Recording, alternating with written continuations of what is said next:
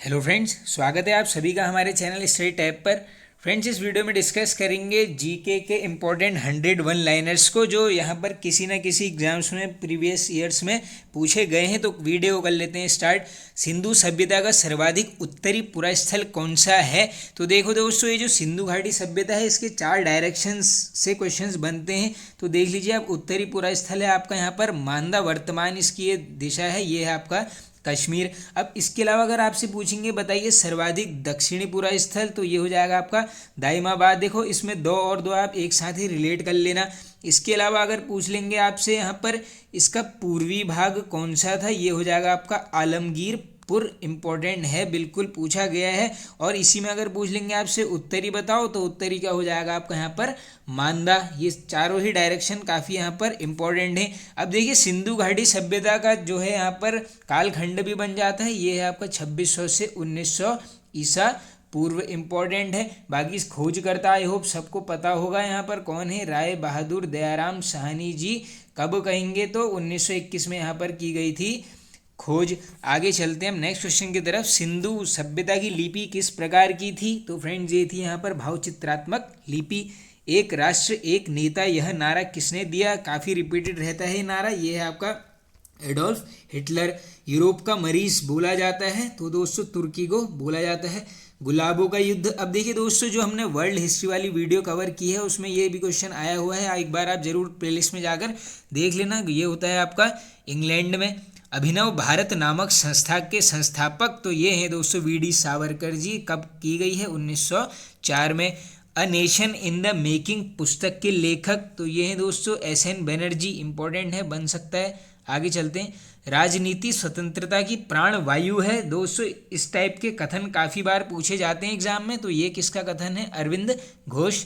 1857 के विद्रोह का इलाहाबाद में नेतृत्व किसने किया? अब देखिए 1857 का विद्रोह जो है दोस्तों, इसमें हर जगह कोई ना कोई नेतृत्व करता रहा है, तो बिल्कुल क्वेश्चन इस टॉपिक से भी निकलते हैं। तो देख लो आप, इलाहाबाद में किसने किया है? लियाकत अली में। अब दिल्ली में पूछेंगे, ये है आपको बहादुर शाह जफर। लखनऊ में बेगम हजरत महल। कानपुर में पूछेंगे, ये है आपका तांत्या टोपे। आगे चलते हैं। सविनय अवज्ञा आंदोलन का प्रारंभ हुआ तो ये होता है मार्च 1930। किसके द्वारा? गांधी जी। सुएज नहर का निर्माण कब हुआ? इंपॉर्टेंट है दोस्तों, ये होता है 1869। आगे चलते हैं। मानव भूगोल का पिता तो ये बोला जाता है कार्ल रिटर को। पेरिस किस नदी तट पर बसा है? तो दोस्तों पेरिस है आपका सीन नदी के तट पर। लाल सागर एवं भूमध्य सागर को कौन सी नहर जोड़ती है? काफ़ी रिपीटेड क्वेश्चन है ये, आपकी स्वेज नहर। फुट लूज उद्योग है, बना है ऑलरेडी, ये है आपका इलेक्ट्रॉनिक उद्योग से संबंधित। विश्व में सबसे अधिक कोयला किस देश में पाया जाता है? तो कोयला हो जाएगा चीन। बांग्लादेश में ब्रह्मपुत्र नदी किस नाम से बहती है? तो ये बहेगी आपकी जमुना। किस नदी को बंगाल का शोक कहा जाता है? अब इसमें कंफ्यूज मत होना, एक है आपका बिहार का शोक, वो बोलते हैं यहाँ पर कोसी रिवर को। ये है आपका बंगाल का, तो ये हो जाएगी आपकी दामोदर नदी। भारत की सबसे बड़ी खारे पानी की झील तो ये है आपकी चिल्का। आगे चलते हैं नेक्स्ट। पेंच राष्ट्रीय उद्यान स्थित है तो देखो पेंच है आपका महाराष्ट्र में। दूधवा राष्ट्रीय उद्यान उत्तर प्रदेश। इंदिरा गांधी अभ्यारण्य तमिलनाडु। ये काफ़ी बनते रहता है ये वाला। चलते हैं आगे। किस अधिनियम के तहत बंगाल के गवर्नर जनरल को भारत का गवर्नर जनरल कहा जाने लगा? तो दोस्तों देखो टॉपिक वाइज पॉलिटी सीरीज में चले जाना, क्योंकि देखो पॉलिटी के 8 क्वेश्चन लगभग यहाँ पर बनते हैं, तो ये सभी क्वेश्चन वहाँ पे एकदम डिटेल में कवर करवाए हैं। तो ये था आपका 1833 का चार्टर अधिनियम। अब इसी में एक और है क्वेश्चन, देखो 1833 का जो चार्टर अधिनियम है, किस अधिनियम के अंतर्गत कंपनी के व्यापारिक अधिकार पूर्णतः समाप्त कर दिए गए? तो ये भी है आपका 1833 का चार्टर एक्ट। संविधान की प्रारूप समिति में सदस्यों की संख्या कितनी थी? अब दोस्तों इसको बोला जाता है यहाँ पर ड्राफ्टिंग कमेटी। सदस्यों की संख्या पूछेंगे 7। अध्यक्ष कौन थे? भीमराव अंबेडकर। संविधान सभा की झंडा समिति के अध्यक्ष काफ़ी रिपीटेड है, ये हैं आपके जे.बी. कृपलानी। 8वीं अनुसूची में किसका उल्लेख किया गया है? तो ये है आपकी भारत की 22 भाषाओं का। ऐसे भी पूछ सकते हैं यहाँ पर 22 भाषाओं का उल्लेख किस अनुसूची में है? ये हो जाएगी आपकी 8वीं अनुसूची। भारतीय संघवाद को किसने सहकारी संघवाद कहा है? अब ये कथन भी इंपॉर्टेंट है, ये है आपका ऑस्टिन।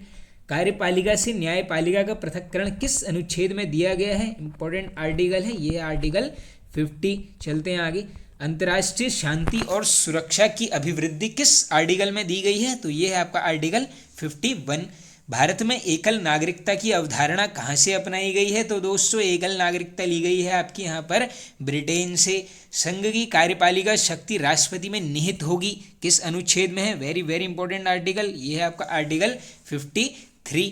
किसी वस्तु की कीमत तथा उसकी मांग के विपरीत संबंध को क्या बोला जाता है? तो ये इकोनॉमी की शब्दावलियां हैं दोस्तों। ये वीडियो भी अपलोड किया है, उसमें इकोनॉमी के काफ़ी ऐसे क्वेश्चंस हैं, एक बार जरूर चैनल पर विजिट करके आप देख लीजिए। तो इसको बोलोगे आप मांग का नियम। भारत में आर्थिक नियोजन की अवधारणा किस देश के मॉडल पर आधारित है? तो ये है आपकी दोस्तों यहाँ पर रूस। बाकी देखो मौलिक कर्तव्य कहाँ से लिए गए हैं? ये भी आपके रूस से यहाँ पर लिए गए हैं। भारत में आर्थिक नियोजन प्रणाली शुरू करने का श्रेय दिया जाता है। वेरी वेरी इंपॉर्टेंट क्वेश्चन, ये है आपके सर विश्वेश्वरैया। और ये ब्रैकेट में मैंने इनकी एक बुक लिखी है जो काफ़ी रिपीटेड रहती है दोस्तों, क्या है? अ प्लान्ड इकोनॉमी फॉर इंडिया। इसके लेखक पूछेंगे तो सर विश्वेश्वरैया।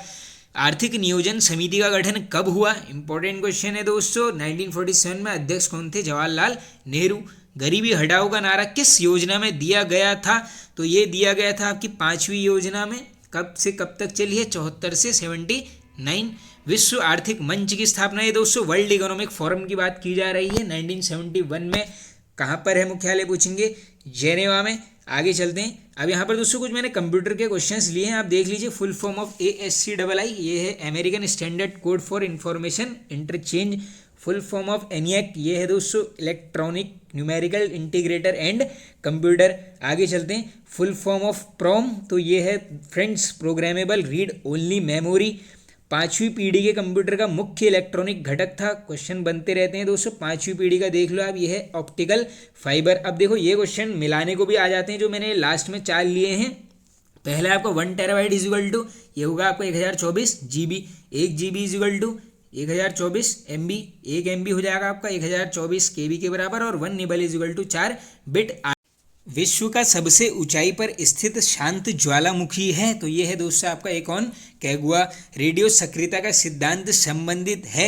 इंपॉर्टेंट है दोस्तों। ये क्या है? पर्वतों की उत्पत्ति से और किसके द्वारा दिया गया था? ये है आपके जॉली महाशय। आगे चलते हैं। एशिया महाद्वीपों में देशों की संख्या 48। सबसे छोटा महासागर Arctic. Bay of Fundy, very very important, ये काफ़ी बनते रहता है दोस्तों। ये है आपका कनाडा में। किस सभ्यता को नील नदी का वरदान बोला जाता है? ये आई होप सबको पता होगा दोस्तों, ये है आपकी मिस्र की सभ्यता। किस ग्रंथ में शूद्र के लिए आर्य शब्द का प्रयोग हुआ है? इंपॉर्टेंट है, ये है आपका अर्थशास्त्र में।